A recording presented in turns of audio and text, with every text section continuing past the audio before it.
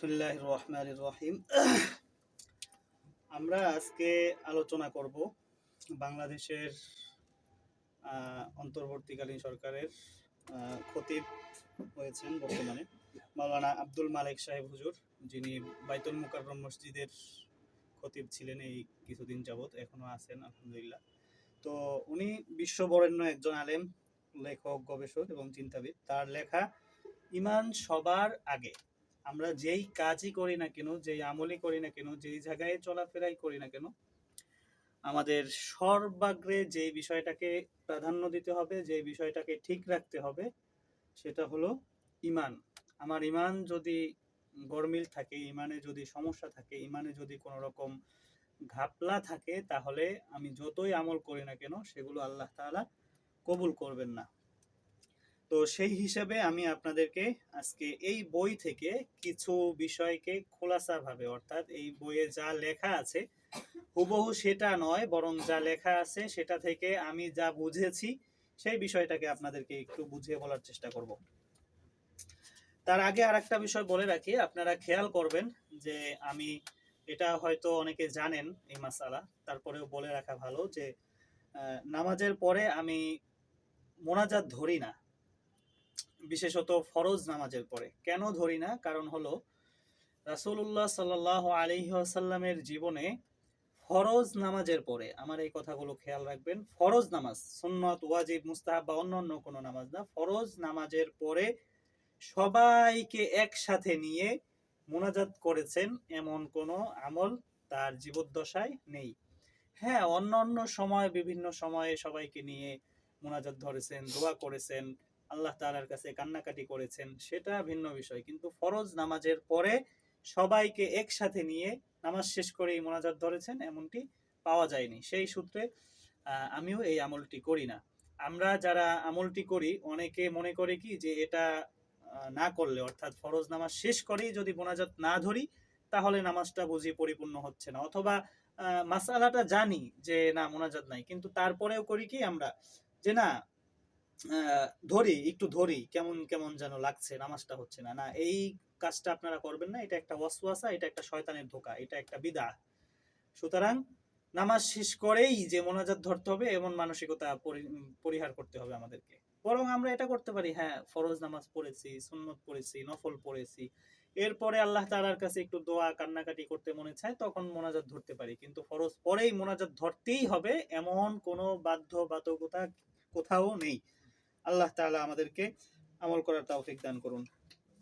দ্বিতীয়ত, বই থেকে আপনাদেরকে যে বিষয় খুব সংক্ষিপ্ত আকারে শোনাতে চাচ্ছি সেটা হলো, আমাদেরকে সর্বপ্রথম আল্লাহ তাআলার উপরে ঈমান আনতে হবে, এবং এটা একটা ওয়াজিব কাজ। ইমাম আবু হানিফা রহিমাহুল্লাহ বলছেন যে আল্লাহ তাআলা যদি মানুষদের কাছে কোরআন না পাঠাতো, তারপরে নবী রাসূল না পাঠাতো, আরো যা যা আল্লাহ তাআলার পক্ষ থেকে আসছে এগুলো যদি নাও আসতো, কিন্তু তারপরেও মানুষের উপর আবশ্যক ছিল, ওয়াজিব ছিল যে সে আল্লাহ তাআলাকে খুঁজে বের করবে, তাওহীদকে, অর্থাৎ একক সত্তাকে সেটা খুঁজে বের করবে। ইব্রাহিম আলাইহিস সালামের আপনারা ঘটনা জানেন, প্রথমে চাঁদ দেখছে, বলছে না এটা রব হতে পারে না, সূর্য দেখছে এটা রব হতে পারে না, আরো বিভিন্ন কিছু দেখছে এটা রব হতে পারে না, মানে তিনি আল্লাহকে, একক সত্তাকে খোঁজার চেষ্টা করেছেন। তার জামানায় তো বিভিন্ন রকম মূর্তি এগুলো ছিল, বরং স্বয়ং তার বাবাও মূর্তি পূজারী ছিলেন এবং বিশিষ্ট ব্যক্তি ছিল মূর্তি ব্যবসায়ীদের, কিন্তু তারপরেও সে তাওহীদ খুঁজে বের করেছেন। এগুলো আমাদের সামনে এক একটা দৃষ্টান্ত। সেই হিসাবে আমাদেরও আবশ্যক, এবং প্রত্যেক মানুষের উপরে আবশ্যক যে সে তাওহীদ চেনার চেষ্টা করবে। তো আমাদের জন্য প্রথম কাজ হবে তাওহীদকে খোঁজা। তো এখানে আমি আপনাদেরকে কয়েকটা মৌলিক বিষয়ে আলোচনা করে শেষ করে দেব। 1 নাম্বার, ঈমান ওহীর মাধ্যমে জানা সকল সত্যকে সত্য বলে বিশ্বাস করার নাম, অর্থাৎ রাসূলুল্লাহ সাল্লাল্লাহু আলাইহি ওয়াসাল্লামের পক্ষ থেকে যা আসছে, আত-তাসদীক মা জাআ বিন নবী সাল্লাল্লাহু আলাইহি ওয়াসাল্লাম। হ্যাঁ, এখন রাসূলুল্লাহ সাল্লাল্লাহু আলাইহি ওয়াসাল্লাম যা কিছু নিয়ে আসছে ওহীর মাধ্যমে, সেটা রাসূলের কওল হোক, রাসূলের ফেল হোক, ফেলের মাধ্যমে প্রকাশ পেয়েছে আর কি, অর্থাৎ কথার মাধ্যমে, কাজের মাধ্যমে, স্বীকৃতির মাধ্যমে, এগুলো যা কিছুর মাধ্যমে প্রকাশ পেয়েছে, এগুলোকে সমস্ত কিছুকে বিশ্বাস করার নাম হলো ঈমান। 2 নাম্বার হলো ইমান হলো অবিচল বিশ্বাসের নাম। অর্থাৎ আমি এখন আল্লাহকে বিশ্বাস করলাম, একটু পর সংশয় পড়ে গেলাম যে আসলেই কি আল্লাহ আছে, আহ, নাও থাকতে পারে, বা আস্তাগফিরুল্লাহ ইয়াজুবিল্লাহ, এই রকমের বিশ্বাস ভাবনা চিন্তা ভাবনা এগুলো হলে চলবে না। বরং যেই সময় আপনি ইমান এনেছেন ওই সময় থেকে মৃত্যু পর্যন্ত আপনার ইমান অবিচল থাকবে, এটাই হলো ইমান। 3 নাম্বার হলো কোনো বিষয়কে শুধু আল্লাহ ও তার রাসূলের প্রতি আস্থার ভিত্তিতে মেনে নেওয়ার নাম ইমান। অর্থাৎ আমরা অনেক সময় বলি কি, আরে এই কাজটা যদি না করতাম, এই কাজটা যদি না হতো, তাহলে মনে হয় আমার এই ভালোটা হতো। কিন্তু না, বরং সব কিছুকে, কোনো বিষয়কে শুধু আল্লাহ ও তার রাসূলের প্রতি আস্থার ভিত্তিতে, আল্লাহ যেটা ভালো করেছেন এটা মেনে নেওয়া, রাসূল যেটা করেছেন এটা মেনে নেওয়া, এটার উপরে আস্থা রাখা, এটার উপরে বিশ্বাস রাখা, এটার উপরেই সব সময় চলমান থাকা, এটার নামই হলো ইমান। এটা গেল 3 নাম্বার পয়েন্ট। 4 নাম্বার পয়েন্ট হলো ইমান সত্যের সাক্ষ্যদান এবং আরাকানে ইসলাম পালনের নাম। অর্থাৎ মুখে আমি বিশ্বাস করতেছি যে আল্লাহ তাআলা এক, রাসূল সাল্লাল্লাহু আলাইহি সাল্লাম আল্লাহর রাসূল, কোরআন আছে, আরো কিতাব আছে, ফেরেশতা আছে, তাকদীর আছে, মরণের পরে ভালো জান্নাত জাহান্নাম আছে। তো এগুলোকে যেমনি ভাবে সাক্ষ্য দিতে হবে, অর্থাৎ মুখে প্রকাশ করতে হবে, তেমনি ভাবে এগুলোকে কাজেও বাস্তবায়ন করতে হবে। অর্থাৎ নামাজ পড়তে হবে, রোজা রাখতে হবে, তারপরে আরো যে বিভিন্ন কাজ কারবার আছে আমাদের, আরাকানে আরবা, আরাকানে খমসা এগুলো বলে, তো এগুলো আমাদেরকে পালন করতে হবে। নামাজ, রোজা, হজ, যাকাত ইত্যাদিকে শুধু মুখে স্বীকৃতি দিলাম কিন্তু আমি কাজে পালন করলাম না, তাহলেও আমার ইমানের মধ্যে ঘাটতি চলে আসবে, আল্লাহ মাফ করুন। 5 নাম্বার, ইমান অর্থ সমর্পণ। অর্থাৎ আমি আল্লাহকে বিশ্বাস করেছি, রাসূলুল্লাহ সাল্লাল্লাহু আলাইহি ওয়াসাল্লামকে মেনে নিয়েছি, সুতরাং তারা যেটা বলবে, তারা যেখানে যেতে বলবে, যেই কাজ করতে বলবে, যেখানে খেতে বলবে, যেখানে ঘুমোতে বলবে, যেখানে যেই কাজেই করতে বলুক, সেটাকে পরিপূর্ণভাবে তাদের আদেশ মোতাবেক পালন করার নামই হলো ইমান এবং নিজেকে সমর্পণ করে দেওয়া। আল ইসলাম, আল ইস্তিসলাম, এগুলো নিজেকে একবারে আল্লাহ তাআলার পথে, রাসূলের পথে বিলিয়ে দেওয়ার নাম। 6 নাম্বার, ইমান শরীয়ত ও উসওয়ায়ে হাসানাকে গ্রহণ করার নাম। আমি ইমান আনলাম কিন্তু আমার মধ্যে কুফরি স্বভাব, আমার মধ্যে তাওহীদ বর্জন করে শিরিক ধারণ করার স্বভাব, আমি শিরকি কাজ কারবার করতেছি, আমি আল্লাহকে বিশ্বাস ব্যতি রেখে আমি আরো বিভিন্ন কিছুকে বিশ্বাস করি, সন্ধ্যাবেলা বের হলে এটা হবে, সকালবেলা এটা করলে এটা হবে, অমুকের মুখ দেখে উঠলে এটা হবে, তো এইগুলো না, খবরদার।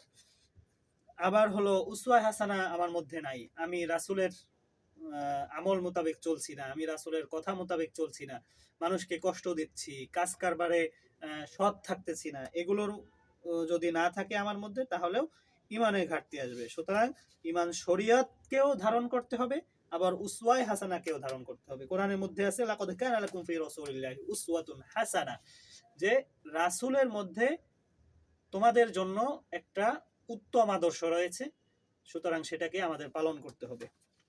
আল্লাহ আমাদেরকে তৌফিক দান করুন। 7 নাম্বার আর একটা বিষয় হলো ইমান শুধু গ্রহণ নয়, বর্জনও। সত্যকে গ্রহণ আর বাতিলকে বর্জন। ইমান আমি যে যা পাবো সবই গ্রহণ করে নিব, এটার নাম ইমান না। বরং হলো যেটা সত্য হিসাবে আল্লাহ ও তার রাসূল থেকে বর্ণিত আছে, তাদের কাছ থেকে প্রমাণিত আছে, সেটাকে গ্রহণ করতে হবে, এবং যেটা পরবর্তীতে অথবা বাতিল বলে কোরআন হাদিসে ওলামায়ে কেরামের দিক নির্দেশনা মোতাবেক বাতিল বলা হয়েছে, সেটাকে বর্জন করতে হবে।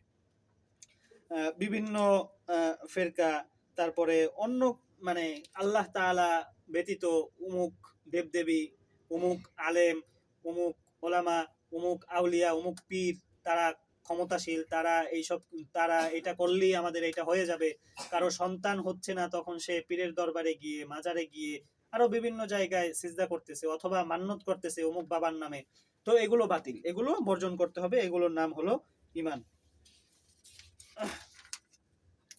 8 নাম্বার, আস্থা, ভালোবাসা, ভক্তি, শ্রদ্ধা ছাড়া ইমান হয় না। আমাদেরকে বুঝতে হবে, আমরা মুখে মুখে বললাম যে হ্যাঁ ইমান আনলাম, ইমান আনছি, কিন্তু বিশেষ কিছু কাজেই যখন আমাদের কোনো বিপদ আসে অথবা ছেলে মারা যায়, অথবা আল্লাহ এগুলো থেকে হেফাজত করুক আমাদের, অথবা টাকা হারানো গেছে, অথবা বিভিন্ন কিছু হারানো গেছে, তখনই ইস, এই কাজটা কেমনে হইলো, আমি নামাজ পড়ি, আমি রোজা রাখি, আমি অমুক করি, আমি তমুক করি, এত ইবাদত করি, কিন্তু এই কাজটা আমার কিভাবে হইলো না। খবরদার, আল্লাহ আমাদেরকে হেফাজত করুন। এই যে একটা ভক্তি শ্রদ্ধা উঠে যাওয়া, আস্থা ভালোবাসা আল্লাহ তাআলার উপর থেকে উঠে যাওয়া, এগুলো কিন্তু ইমানের পরিপূরক না। এগুলোর থাকলেই আমার ইমানের ক্ষতি হয়ে যাবে। এবং বিদ্রুপ ও অবজ্ঞা করা, এগুলো তো অস্বীকারের চেয়েও ভয়াবহ কুফর। অর্থাৎ এক হইল এক ব্যক্তি আপনাকে ধরেন মানছে যে হ্যাঁ তুমি আমার ভাই, অথবা তুমি আমার মা, মানছে। আবার সে বলল যে না, তুমি আমার মা না, তুমি আমার ভাই না, বা তুমি আমার আত্মীয় না। এই সময় আপনি বেশি কষ্ট পাবেন না, কিন্তু আপনাকে নিয়ে এসে হাসি ঠাট্টা করতেছে, বিদ্রুপ করতেছে, তামাশা করতেছে, আপনার গায়ে পানি ছিটাচ্ছে, আপনার অবাধ্যতা করতেছে, তখন কিন্তু কষ্টটা বেশি হয়। সুতরাং বিদ্রুপ ও অবজ্ঞা করলে এটা কুফুরির চেয়েও ভয়াবহ কুফর, অর্থাৎ আল্লাহকে অস্বীকার করার চেয়েও এটা একটা ভয়াবহ কুফর। আল্লাহ আমাদেরকে হেফাজত করুন। হ্যাঁ, এরপরে আমাদের ইমান ভঙ্গের কারণ আরো বহুত আছে। আল্লাহ তাআলা আমাদেরকে আবার এগুলো নিয়ে আলোচনা করার তৌফিক দান করুন। 10 নম্বর আরেকটা কারণ বলে দেই, ইমানি আকাইদ ও আহকাম স্পষ্টভাবে ঘোষিত ও গোটা উম্মার দ্বারা প্রজন্ম পরম্পরায় প্রবাহিত, এতে বিকৃতি ও অপব্যাখ্যা অস্বীকারেরই এক প্রকার। অর্থাৎ আল্লাহ তাআলার যে গুণাবলী আছে, আল্লাহ তাআলা যে একক সত্তা, তিনি রাসূল পাঠিয়েছেন, তিনি আসমানি কিতাব পাঠিয়েছেন, এগুলো তো আমাদের প্রজন্মের পর প্রজন্ম, বিশাল বিশাল দল কাফেলা মানুষ এগুলো আমাদেরকে জানাইতেছে। তারপরেও এগুলোকে যদি আমরা অস্বীকার করি, অথবা এগুলোর মধ্যে কোনো রকম বিকৃতি ঘটাই, অপব্যাখ্যা করি, বা যারা করে, এদের ইমান আল্লাহ তাআলা নষ্ট করে দিয়েছেন। এরাই বরং নিজেদের কৃতকর্মের দ্বারা তাদের ইমান নষ্ট করে দিয়েছেন। আল্লাহ আমাদেরকে হেফাজত করুন। এরপরে হলো দিল ও জবানের একাত্মতা হলো ইমান, এতে নিফাকের কোনো স্থান নাই। অর্থাৎ আপনি জবানে একটা বলতেছেন, ধরুন আপনি আমার ভয়ই, বা আল্লাহ না করুক কারো ভয়ে বলতেছেন যে আল্লাহ নাই, হ্যাঁ তিনি কিছু না, এটা সেইটা, আউযুবিল্লাহ, কিন্তু আপনি মনে মনে মোটামুটি বিশ্বাস রাখেন না, এতে হবে না। বরং আপনার দিলে যেটা থাকবে আপনার অন্তরেও সেটা থাকবে। আপনারা বিলাল হাফসি রাদিয়াল্লাহু আনহুর কথা শুনেছেন, যে তাকে বালুর মধ্যে হেঁচড়াইতেছে, বুকের উপরে পাথর চাপা দিতেছে, আরো বিভিন্ন কিছু করতেছে, কিন্তু তারপরেও সে আহাদ আহাদ আহাদ বলতেছে, আল্লাহ এক আল্লাহ এক আল্লাহ এক। তো এভাবে মুখে যেটা থাকবে আমাদের অন্তরেও সেটা থাকতে হবে। এটার মধ্যে কোনো রকম নিফাকি, কোনো রকম মুনাফিকি এগুলোর স্থান দেওয়া যাবে না।